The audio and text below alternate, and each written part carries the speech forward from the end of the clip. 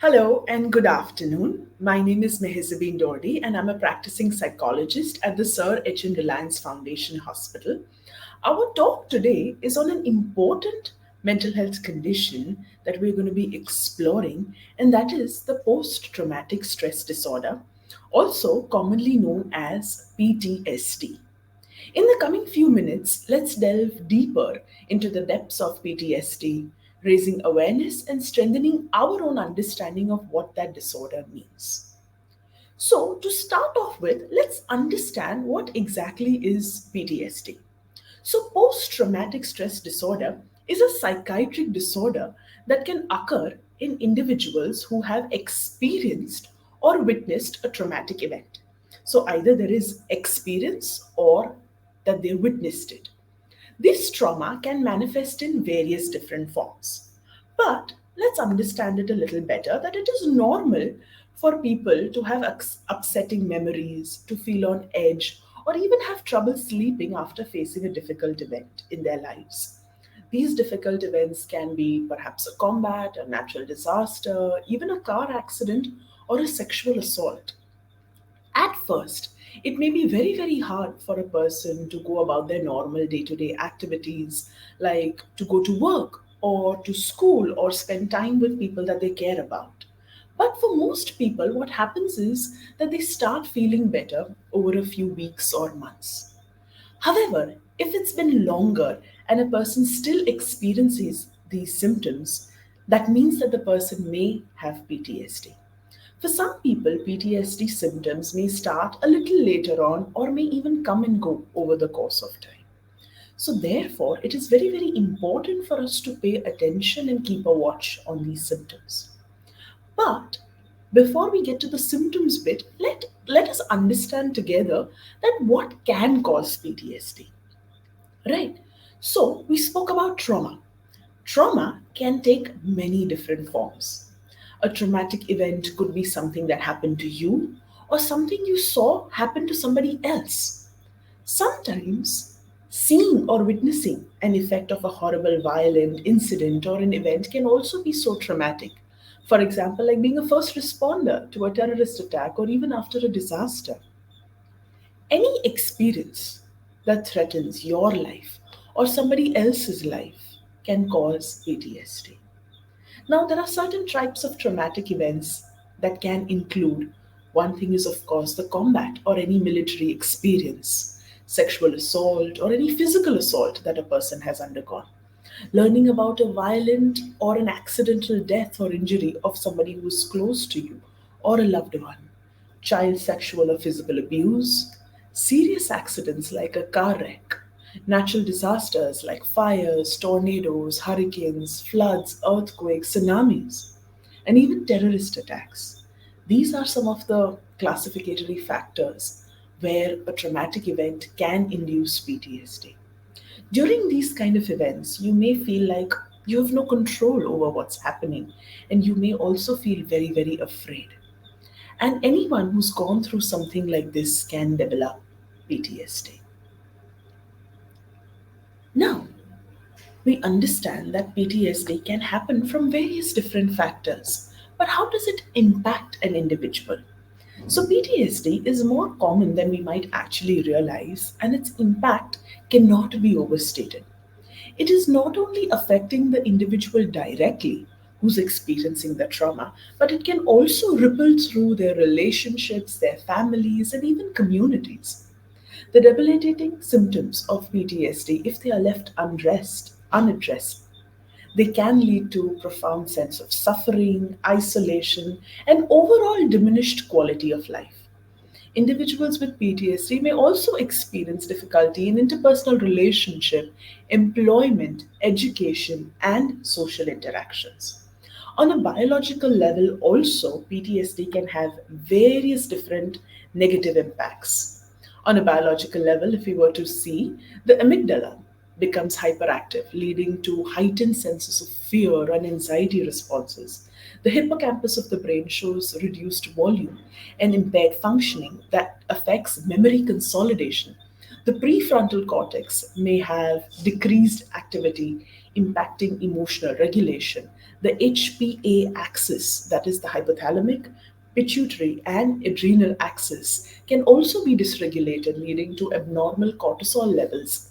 These imbalances and further neurotransmitter imbalances can also contribute to symptoms. However, further research is required in this area as to how we can do better.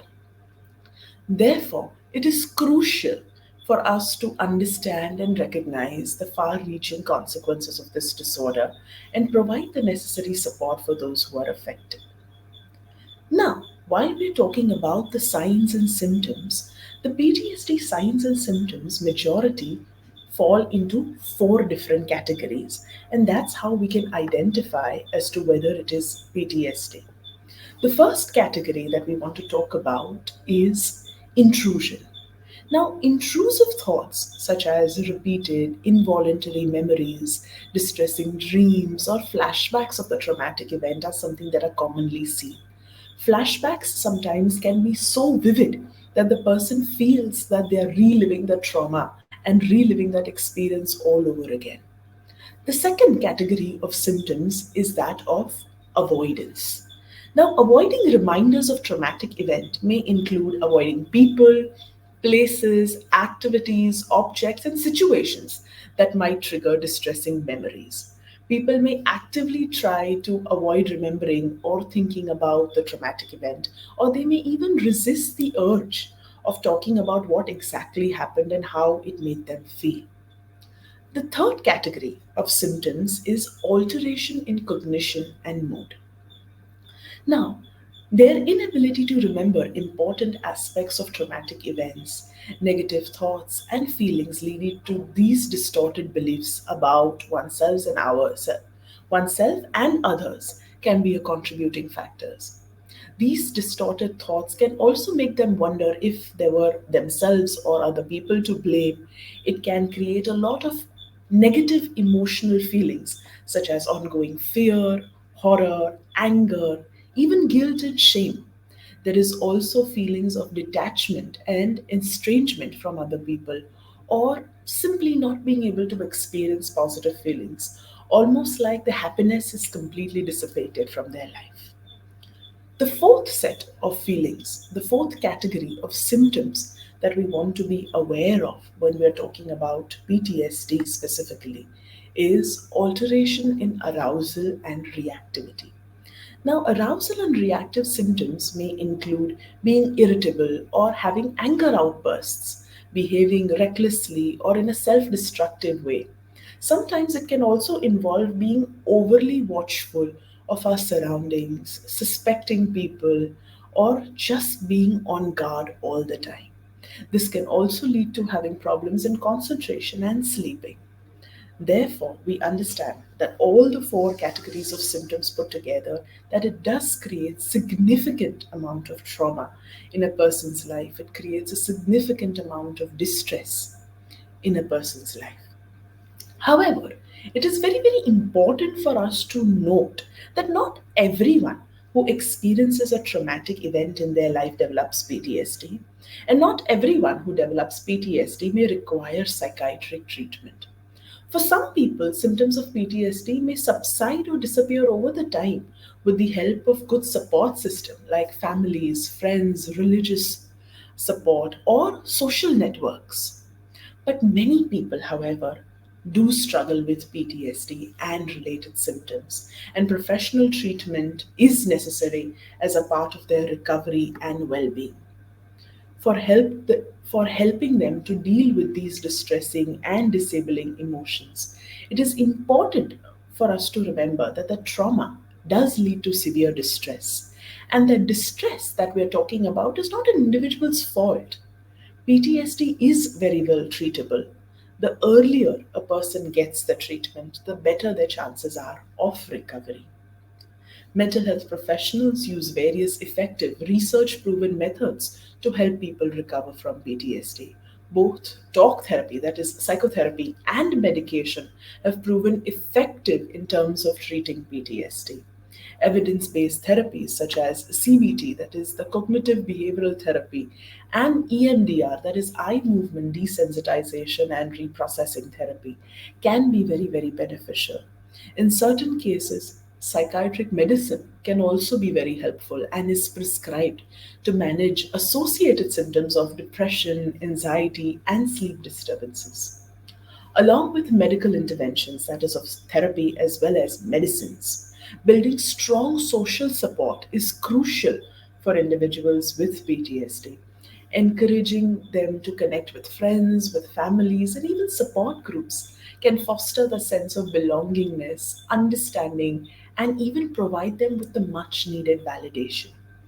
Support groups specifically tailored for individuals with PTSD can offer safe spaces for people to share their experiences, learn to cope differently, learn different coping strategies, and receive empathy along the way for everything that they've gone through from people who've gone through similar life challenges. The bottom line of the talk today is that it is crucial for us to remember that PTSD is a disorder that can affect anyone, regardless of their age, their gender, or their background. But by understanding these situations and their potential impact, we can better identify those people who are in need and provide them with the necessary support and interventions to overcome this disorder, to overcome and fight this PTSD and come out of it stronger. Thank you so much for joining us today. And I hope that this life has been beneficial and helpful for all of us to understand and create more awareness about PTSD. Thank you.